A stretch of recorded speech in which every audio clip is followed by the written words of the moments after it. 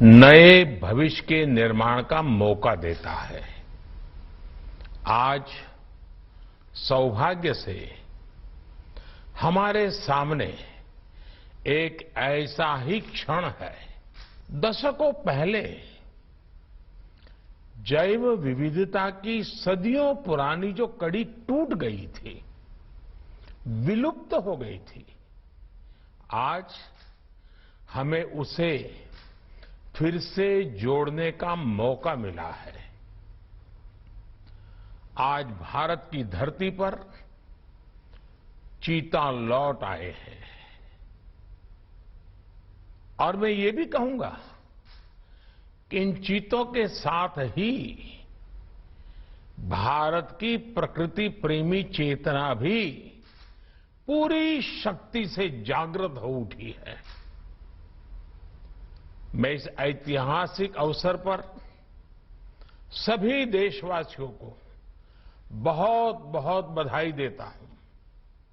विशेष रूप से मैं हमारे मित्र देश नामीबिया और वहां की सरकार का भी धन्यवाद करता हूं, जिनके सहयोग से दशकों बाद चीते भारत की धरती पर वापस लौटे हैं। मुझे विश्वास है ये चीते न केवल प्रकृति के प्रति हमारी जिम्मेदारियों का बोध कराएंगे, बल्कि हमारे मानवीय मूल्यों और परंपराओं से भी अवगत कराएंगे। साथियों, जब हम अपनी जड़ों से दूर होते हैं तो बहुत कुछ खो बैठते हैं। इसलिए ही आजादी के इस अमृत काल में हमने अपनी विरासत पर गर्व और गुलामी की मानसिकता से मुक्ति जैसे पंच प्राणों के महत्व को दोहराया है। पिछली सदियों में हमने वो समय भी देखा है जब प्रकृति के दोहन को शक्ति प्रदर्शन और आधुनिकता का प्रतीक मान लिया गया था। 1947 में जब देश में केवल आखिरी 3 चीते बचे थे तो उनका भी साल के जंगलों में निष्ठुरता और गैर जिम्मेदारी से शिकार कर लिया गया। ये दुर्भाग्य रहा कि हमने 1952 में चीतों को देश से विलुप्त तो घोषित कर दिया, लेकिन उनके पुनर्वास के लिए दशकों तक कोई सार्थक प्रयास नहीं हुआ। आज आजादी के अमृत काल में अब देश नई ऊर्जा के साथ चीतों के पुनर्वास के लिए जुट गया है। अमृत में तो वो सामर्थ्य होता है जो मृत को भी पुनर्जीवित कर देता है। मुझे खुशी है कि आजादी के अमृत काल में कर्तव्य और विश्वास का ये अमृत हमारी विरासत को, हमारी धरोहरों को और अब चीतों को भी भारत की धरती पर पुनर्जीवित कर रहा है। इसके पीछे हमारी वर्षों की मेहनत है। एक ऐसा कार्य राजनीतिक दृष्टि से जिसे कोई महत्व नहीं देता, उसके पीछे भी हमने भरपूर ऊर्जा लगाई। इसके पीछे एक विस्तृत चीता एक्शन प्लान तैयार किया गया। हमारे वैज्ञानिकों ने लंबी रिसर्च की, साउथ अफ्रीकन और नामीबियाई एक्सपर्ट के साथ मिलकर काम किया। हमारी टीम्स वहां गई, वहां के एक्सपर्ट भी भारत आए। पूरे देश में चीतों के लिए सबसे उपयुक्त क्षेत्र के लिए वैज्ञानिक सर्वे किए गए और तब कूनो नेशनल पार्क को एक शुरुआत के लिए चुना गया। और आज हमारी वो मेहनत परिणाम के रूप में हमारे सामने है। साथियों, ये बात सही है कि जब प्रकृति और पर्यावरण का संरक्षण होता है तो हमारा भविष्य भी सुरक्षित होता है, विकास और समृद्धि के रास्ते भी खुलते हैं। कूनो नेशनल पार्क में जब चीता फिर से दौड़ेंगे तो यहां का ग्रासलैंड इकोसिस्टम फिर से रिस्टोर होगा, बायोडायवर्सिटी और बढ़ेगी। आने वाले दिनों में यहां इको टूरिज्म भी बढ़ेगा, यहां विकास की नई संभावनाएं जन्म लेगी, रोजगार के अवसर बढ़ेंगे।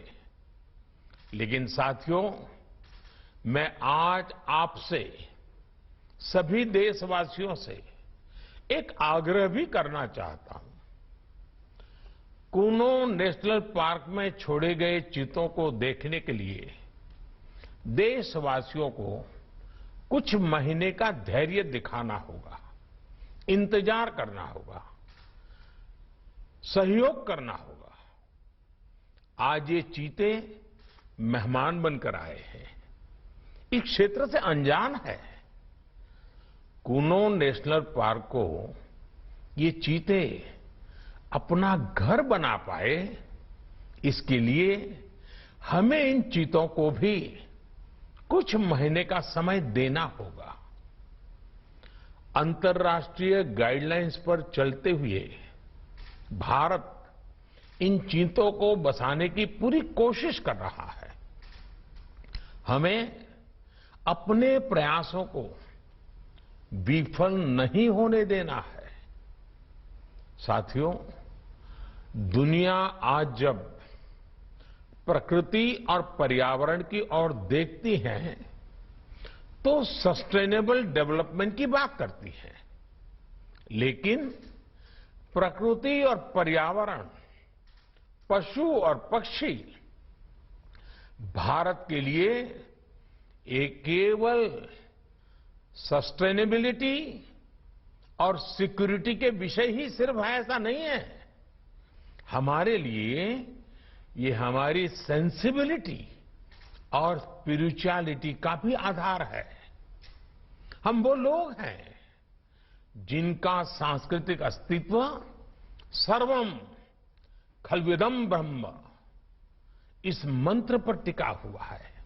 अर्थात संसार में पशु, पक्षी, पेड़, पौधे, जड़, चेतन जो कुछ भी है वो ईश्वर का ही स्वरूप है, हमारा अपना ही विस्तार है।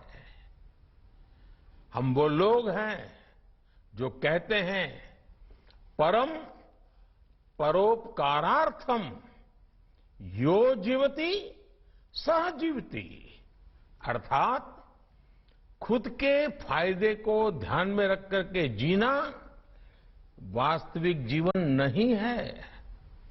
वास्तविक जीवन वो जीता है जो परोपकार के लिए जीता है। इसलिए हम जब खुद भोजन करते हैं उसके पहले पशु पक्षियों के लिए अन्न निकालते हैं।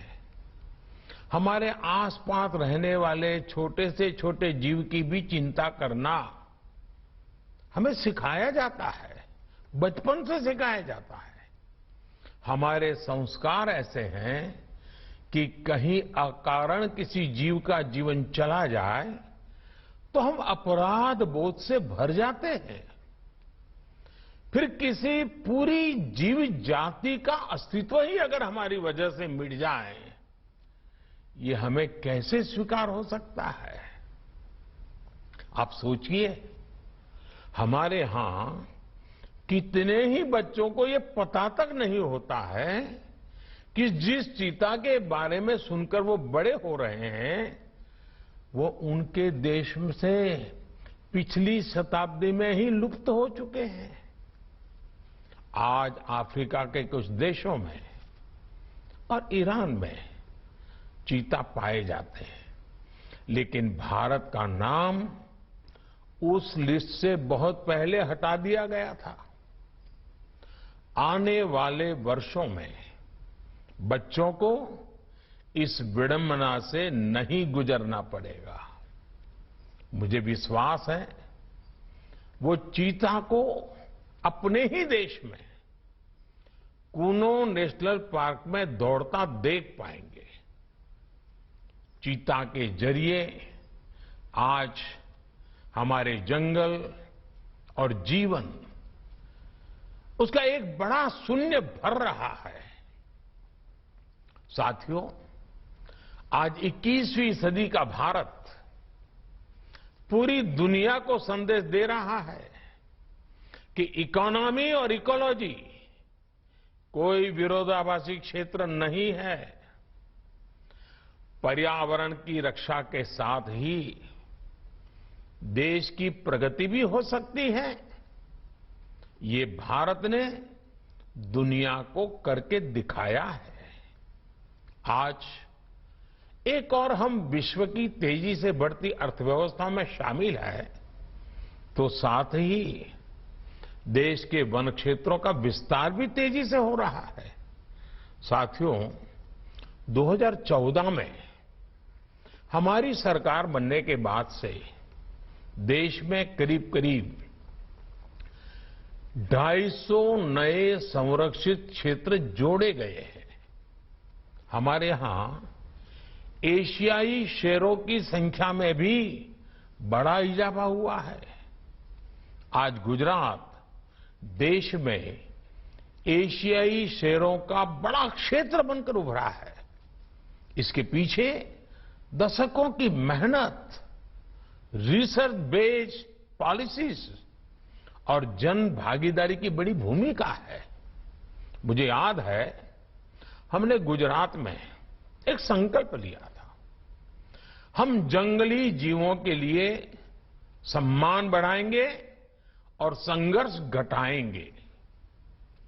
आज उस सोच का प्रभाव परिणाम के रूप में हमारे सामने है। देश में भी टाइगर्स की संख्या को दोगुना करने का जो लक्ष्य तय किया गया था, हमने उसे समय से पहले हासिल किया है। असम में एक समय एक सींग वाले गैंडों का अस्तित्व खतरे में पड़ने लगा था, लेकिन आज उनकी भी संख्या में वृद्धि हुई है। हाथियों की संख्या भी पिछले वर्षों में बढ़कर 30,000 से ज्यादा हो गई है। भाइयों और बहनों, देश में प्रकृति और पर्यावरण के दृष्टिकोण से जो एक और बड़ा काम हुआ है, वो है वेटलैंड का विस्तार। भारत ही नहीं, पूरी दुनिया में करोड़ों लोगों का जीवन और उनकी जरूरतें वेटलैंड इकोलॉजी पर निर्भर करती हैं। आज देश में 75 वेटलैंड्स को रामसर साइट्स के रूप में घोषित किया गया है, जिनमें 26 साइट्स पिछले 4 वर्षों में ही जोड़ी गई हैं। देश के इन प्रयासों का प्रभाव आने वाली सदियों तक दिखेगा और प्रगति के नए पथ प्रशस्त करेगा। साथियों, आज हमें वैश्विक समस्याओं को, समाधानों को और यहां तक कि अपने जीवन को भी होलिस्टिक वे में देखने की जरूरत है। इसलिए आज भारत ने विश्व के ये लाइफ, LIFE, लाइफ यानी लाइफस्टाइल फॉर द एनवायरमेंट जैसा जीवन मंत्र दिया है। आज इंटरनेशनल सोलर अलायंस जैसे प्रयासों के द्वारा भारत दुनिया को एक मंच दे रहा है, एक दृष्टि दे रहा है। इन प्रयासों की सफलता दुनिया की दिशा और भविष्य तय करेगी। इसलिए आज समय है कि हम ग्लोबल चुनौतियों को दुनिया की नहीं, अपनी व्यक्तिगत चुनौती भी माने। हमारे जीवन में एक छोटा सा बदलाव पूरी पृथ्वी के भविष्य के लिए एक आधार बन सकता है।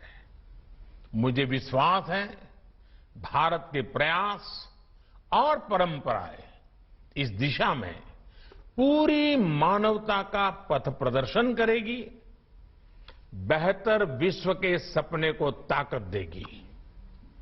इसी विश्वास के साथ आप सभी को इस मूल्यवान समय पर, ऐतिहासिक समय पर बहुत बहुत धन्यवाद देता हूं, बहुत बहुत बधाई देता हूं।